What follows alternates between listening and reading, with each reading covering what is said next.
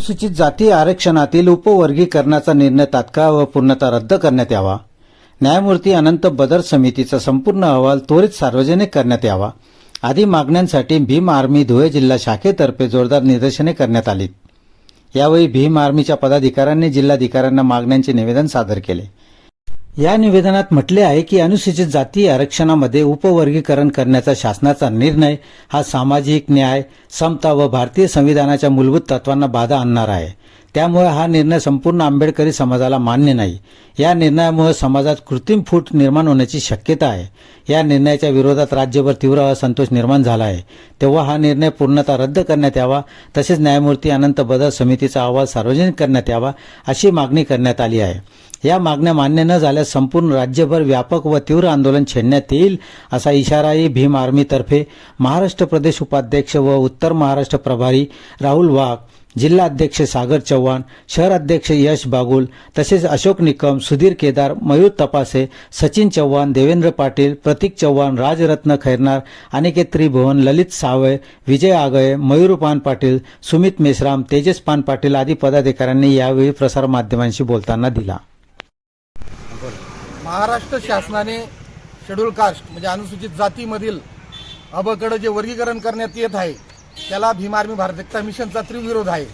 त्याचे कारण असे की अनुसूचित जाती व अनुसूचित जमाती या एक संघपणे आरक्षणाच्या लढाईत सोबत लढत आहे. यांचे समदुःखी आहेत. पण तरीही RSS धार्जिने भारतीय जनता पार्टीच्या सरकारने हा अन्यायकारक कायदा आणून अबकडे वर्गीकरणाचा GR आणून तोही 10 तारखेला नोटिफिकेशन देऊन 15 तारखेपर्यंत हरकती नोंदायला लावल्या. पण त्या हरकती नोंदायच्या कशावर? त्याचा डाटा इम्पिरियल डाटाच नाही आमच्याकडे, तर त्याच्यावर हरकती नोंदायच्या कशा?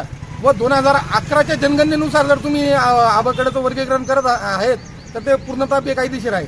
आणि अशा बेकायदेशीर अबकडे वर्गीकरणाला SC मध्ये आमचा तीव्र विरोध आहे.